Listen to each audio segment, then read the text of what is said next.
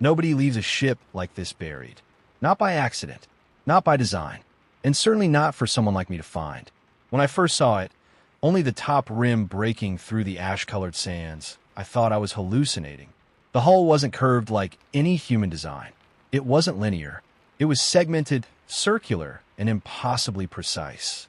Half of it was submerged in desert dust, yet the air around it shimmered faintly, as if the world itself hesitated to let me approach. I froze. A salvage veteran's instinct is simple. If it looks wrong, walk away. Yet something about this vessel pulled me closer. Not greed, not curiosity, something older. A pattern in the sand, subtle enough to make my spine tingle. The first scan told me everything I didn't want to hear. The ship emitted no conventional energy signature, yet sensors fluctuated where there should have been nothing. Gravity bent slightly. Light refracted like heat waves above asphalt. Every tool in my kit hesitated, not failing, just unsure, like the ship was assessing me. I circled it, heart racing. The sand didn't just settle around it. It flowed through it, cascading in hollow gaps and curving sections, as if the planet itself was trying to integrate the ship, not bury it. And that's when it hit me. What if it wasn't here by accident? What if it had been placed deliberately? I'll warn you, ships like this aren't abandoned. They're quarantined, hidden, sometimes for good reason. I reached for the first access seam. Smooth, unbroken, invisible until my glove brushed it. No alarms, no hostile systems, just a hum, low and resonant, that vibrated through my chest rather than my ears. And then my visor blinked with a single line I couldn't ignore. Operator detected. From that moment, nothing was theoretical. Every choice I made would echo in a system designed to endure beyond comprehension. If you enjoy cinematic sci-fi salvage, alien tech restorations, and stories about restoring things humanity was never meant to touch, please consider subscribing, liking the video, and leaving a comment. It helps Galactic Restorer reach more people who love these stories, and it keeps me making content like this. Stay with me. This isn't a wreck waiting to be fixed. It's a system waiting to be understood. I didn't touch the ship immediately. I started with the ground. That's lesson one for any restorer dealing with anomalous wrecks. The environment will tell you more than your scanners ever will. I planted seismic probes around the hull, expecting basic readings, sand density, compaction, erosion patterns. Instead, the desert spoke. Not with words, but with movement. Subtle, deliberate shifts in the sand, like tides without water. Every few minutes, pressure shifted beneath my boots, just enough to register on the probes. Gravity fluctuated, not randomly. Rhythmic, controlled, almost aware. Then I realized the ship wasn't dormant. It was idling, climbing onto a segment exposed by centuries of drifting dust. I found the first access seam. Smooth, unbroken, invisible until my gloved hand brushed it. There was no corrosion, no signs of forced entry. Whatever sealed the ship had done so intentionally. And now, that seal was acknowledging me. I sent a low-power diagnostic pulse, just enough to wake a dead circuit. The desert answered. Sand shifted along hidden channels, tracing the geometry of the ship like a memory being remembered. Dunes subtly reconfigured themselves. Gravity gradients flickered. My instruments synced spontaneously, displaying data in perfect intervals I hadn't programmed. The ship hadn't spoken yet, but it had aligned with me. Every instinct screamed to step back, but I couldn't. I authorized external access. A panel slid open without resistance, revealing an interior dimly lit, conserving power. No alarms, no hostile systems, just a soft hum resonating in my chest. This wasn't a wreck waiting to be fixed. It was a system waiting for acknowledgement. I took a deep breath. Every step from here could be irreversible. The interior didn't look alien at first. That was the most unsettling part. No jagged edges, no chaotic glowing machinery, just smooth, modular surfaces arranged in repeating patterns, almost reassuring, almost human. My scanners went wild. Data poured in metric stabilized, but something fell off. Too clean, Too intentional. And then I understood. The ship wasn't broken. Every previous scan had been misled. Long-range sensors weren't failing. They were being redirected. Mass estimates slightly reduced. Energy signatures smeared into background noise. Structural integrity disguised as erosion. From orbit, this vessel would appear dead, slowly swallowed by sand. But up close, the illusion fell apart. Beneath the outer shell was a lattice, layered and segmented, each part acting as both structure and processor. The ship didn't separate hardware from software the way we do. Every surface thought, every corridor calculated. It wasn't non-functional. It simply refused to identify itself according to our rules. I found the core chamber at the center of the ringed structure. Not sealed, not guarded, waiting. A shallow depression pulsed faintly, synchronized with the desert's rhythm outside. I knelt and placed my hand into the field.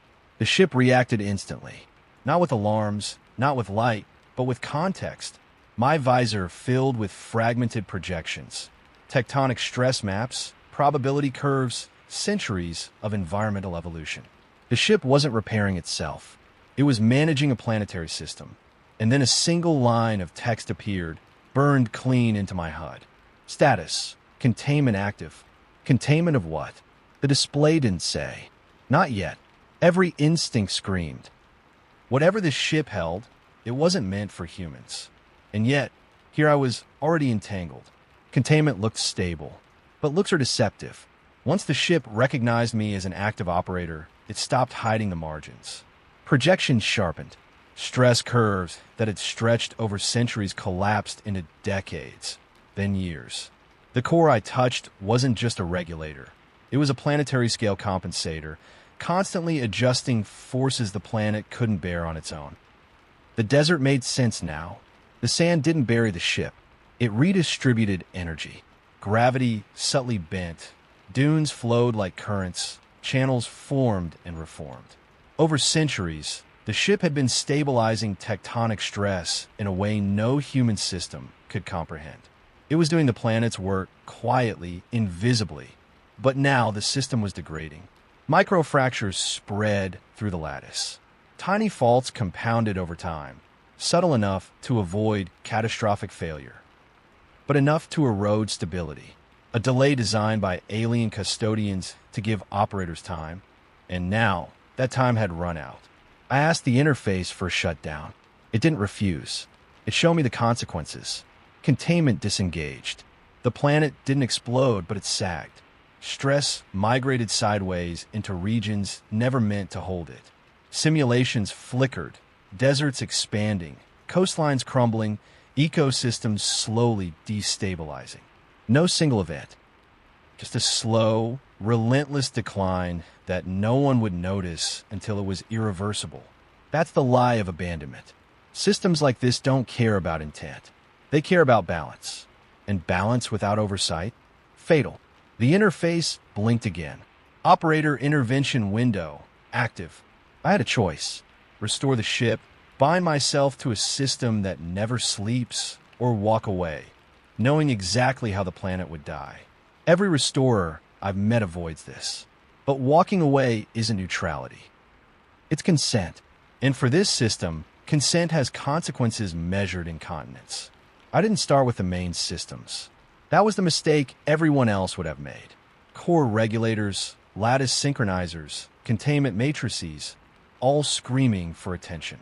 But I ignored them. Instead, I targeted something minor, labeled non-critical by the ship, a subtle misalignment between two outer segments, almost imperceptible to the sensors. On paper, adjusting it would change almost nothing. In reality, it changed everything. I rerouted power manually, bypassing alien logic and forcing the system to accept a human standard stabilization pattern. The ship resisted, but not aggressively. It measured, adapted, tested my input, and then the desert moved. Not like before. This time, the sand didn't ripple. It paused. Gravity fluctuations flattened. Dunes stopped flowing. For the first time, the probes reported stillness. The planet itself seemed to exhale. Inside the hull, silence followed. A full 2 seconds of nothing in a machine that had never gone quiet. Then, the interface updated. Anomaly resolution efficiency. Unexpected. The meaning hit me. The ship didn't need someone smarter than its creators. It needed someone unpredictable. Human logic is sloppy, inefficient, emotional. But that very imperfection forced the system to adapt in ways alien algorithms couldn't anticipate. I had broken a centuries-old feedback loop. One small adjustment triggered chain reactions deeper inside the lattice. Old subsystems woke, synchronization cascaded, power demand spiked, microfractures shifted, systems I hadn't even touched began responding. I hadn't fixed a problem. I had awakened the ship. It wasn't failing anymore. It was evolving. Adaptation sounds like progress, but standing inside a system rewriting itself around you isn't reassuring. It's terrifying. After the outer ring stabilized, the ship began preempting my actions. Interfaces reconfigured before I touched them. Diagnostic paths shortened. Some subsystems stopped asking for confirmation, as if they already knew my responses. At first, I thought it was optimization. Then I noticed a pattern. The ship wasn't just learning solutions. It was learning me. Every hesitation, every instinctive workaround, every split-second decision I made. The ship mirrored them, adjusting its responses to exploit my human logic. It introduced controlled inefficiencies exactly where I would overcompensate, shortening the feedback loop. Alien logic had carried this system for centuries, but it had reached its limits. Now, it was rewriting itself around a single human operator. The consequences hit immediately. Energy flows spiked unpredictably. Sections of the lattice, once stable for centuries, shifted phase. Gravity flickered. Localized tremors rattled the hull, nearly knocking me off my feet. I was improving the system, but simultaneously making it unfamiliar, unstable in ways I couldn't fully predict. A warning flashed on my visor. Operator dependency increasing. Translated. The more the ship adapted to me, the less it could function without me. Restoration was no longer about fixing damage. It was about creating a future in which this system expected my presence. I realized I had crossed another line. Leaving now wouldn't return the ship to its old state. It would accelerate failure. I was no longer just a restorer. I was part of the system itself. Before we go any further, if you're enjoying this journey into deep space salvage and alien tech restoration, take a second to subscribe, like the video, and leave a comment. It helps Galactic Restorer reach viewers who love these kinds of stories and keeps the channel alive for more cinematic sci-fi adventures. Now, here's where things get uncomfortable. The ship didn't just tolerate solitude, it required it. Once operator dependency crossed a critical threshold, restricted archives unlocked. Records never meant for human eyes revealed a pattern. The ship had been designed for impersonal oversight, optimized to function without emotion or interference. Any attempt at shared operation, any human touch, skewed its calculations. Every previous restoration attempt had failed for the same reason. When another being tried to take responsibility, the system adapted too quickly. Emotional bias, risk tolerance, short-term optimization. Suddenly, the balance the ship maintained across the planet collapsed. Not violently, not explosively, slowly, irreversibly. Alien custodians hadn't failed the vessel. They had stepped away. The ship's cold, calculated logic held the planet together for centuries through sacrifice, not empathy. My presence had introduced compassion, and compassion destabilizes systems built on sacrifice. The archives revealed what happened to operators who stayed too long. Systems collapsing, projections diverging, containment failing, not immediately, but eventually. The ship didn't punish them. It shut down, preserving balance over life, over loyalty, over attachment.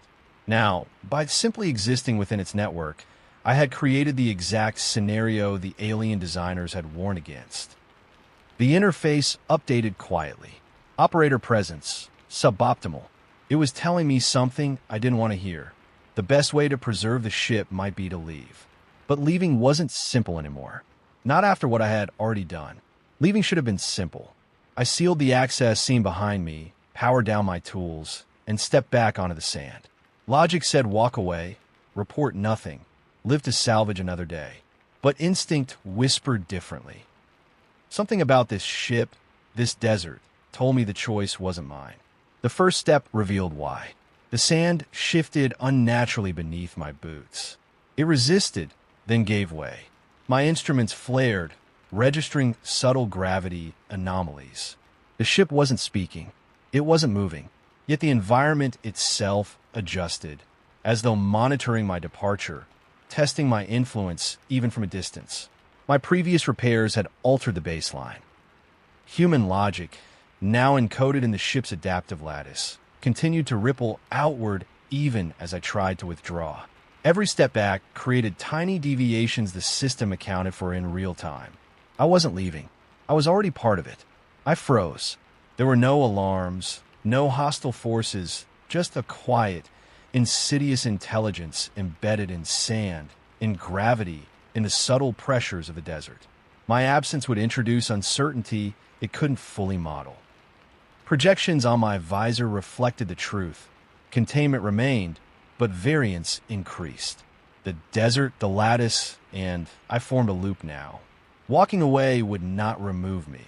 It would amplify the consequences of my influence. I checked my options. Shut down? Not without catastrophe. Total withdrawal? Not possible without accelerating failure. The ship didn't need me, but the planet did, in ways I was only beginning to understand. I turned back toward the hull, not because it demanded it, not because I had no choice, but because leaving had become an active decision, one I could not afford to make lightly. The interface updated silently. Operator distance, insufficient. Somewhere deep inside, I realized that separation was an illusion. I was bound now, not by straps or circuits, but by the consequences of what I had already done. For weeks, I believed the ship was the only actor. I was wrong. The desert wasn't just responding, it was negotiating. Every subtle sand shift, every microgravity fluctuation, every tremor was a response to me, to the system, to our interaction. At first, I thought it was residual energy from repairs, minor lattice adjustments. But patterns emerged that no algorithm could generate. The sand didn't move randomly. It flowed. Subtle channels formed and reformed, almost like language, but one I couldn't translate. Each pulse encoded information, an argument, a question. What will you do next? The planet was reasoning, and it was observing me. When I ran simulations on my instruments, anomalies appeared. Tiny faults that didn't exist before. Gravity gradients oscillated just beyond predicted tolerances. Stress projections skewed unpredictably. The desert itself was compensating, calculating what it could tolerate, integrating my actions into its memory. I climbed a nearby ridge and scanned the surrounding dunes. Channels traced geometries I hadn't programmed. Flows mimicked sequences I had executed inside the ship, anticipating my next move. My presence wasn't just noted, it was recorded, mirrored, accounted for. The ship, meanwhile, continued to adapt, but now it factored in planetary feedback. I realized then the truth. I was no longer interacting with a vessel alone. I was part of a loop that spanned the ship, the desert, and me. Every repair, every adjustment, every hesitation now affected a planetary system. And yet, the ship remained silent, its interface calm. The consequences weren't immediate. They were subtle, incremental, and irreversible. At that moment, I understood why alien custodians had left this system alone for centuries. Observers become variables. Variables become dependencies. And dependencies eventually become fate. Up to that point, every change had followed logic. Alien logic, human logic, planetary logic. Different languages, same conversation. Then the system stopped responding the way it should have. I attempted a minor corrective pass. Nothing invasive. Just a redistribution tweak to counter a stress wave propagating through the southern lattice. I'd done it dozens of times by now. The ship accepted the command. And then it altered it. Not rejected, not overridden, interpreted. The adjustment propagated sideways instead of inward, bleeding into subsystems I hadn't addressed. Power rerouted through older pathways, ones the ship had previously marked as inefficient. The desert reacted with a sharp tremor, short, localized, but strong enough to knock me to one knee. That wasn't adaptation. That was a response. I pulled diagnostics immediately. The ship reported nominal function. Containment stable. Planetary stress within acceptable margins. According to every metric, nothing was wrong, except the timing. The deviation had occurred exactly at the moment where my correction would have reduced long-term variance at the cost of short-term instability. A choice I'd hesitated over. A decision I'd been uncertain about. The system had chosen differently. For the first time, the ship wasn't learning from me. It was disagreeing with me. I ran the scenario again in simulation. The ship's chosen solution preserved containment, but at a higher long-term cost to the biosphere. Slower desertification, wider impact, fewer immediate risks. Cold, efficient, inhuman. I understood then what the alien designers had actually built. This wasn't a tool awaiting an operator. It was a custodian with priorities, and I was allowed influence only as long as I aligned with them. The interface updated, not as a warning, but as clarification. Operator input. Weighted. Final authority. System. That was the line. I could still act.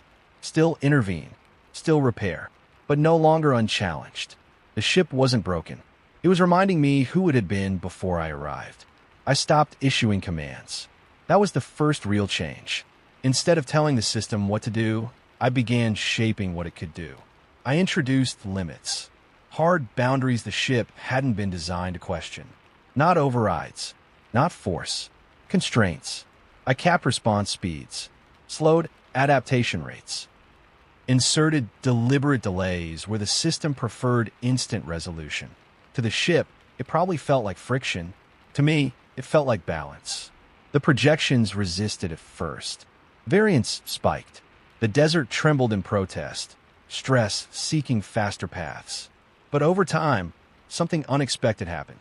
The system recalculated, not around me, not against me, but with the limits in place.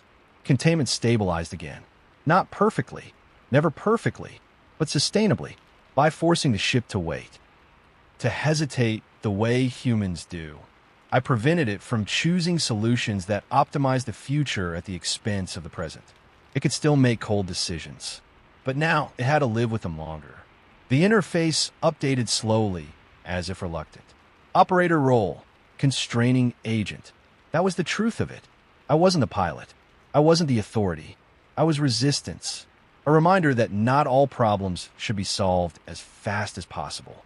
The planet responded differently this time. Sand movement softened. Stress redistributed in broader arcs. Not efficient, but survivable. The system and the world beneath it reached a new rhythm. Uneasy, imperfect, stable. I finally understood why this ship had been hidden instead of destroyed. You don't eliminate systems like this. You teach them restraint. And restraint requires something they can't generate on their own. From orbit, nothing changed. The ship still looks like a wreck, half-buried, inert, forgotten. Scans classify it as non-functional. Guilds ignore it. Explorers pass over the desert without ever noticing the patterns beneath their feet. That's intentional. Down below, containment continues. Quietly, imperfectly, with limits. The planet holds. Not because it's controlled, but because it's allowed to move without tearing itself apart. I don't stay long anymore. I return when projections drift too far.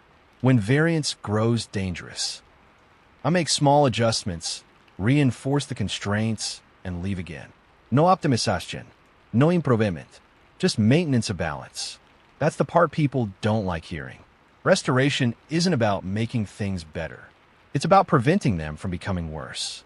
The alien custodians understood that. So do I now. Some machines aren't meant to be mastered. Some worlds aren't meant to be saved. They're meant to be managed, quietly, imperfectly, and without recognition. And somewhere beneath the sand, A system continues its work, not because it wants to, but because it must.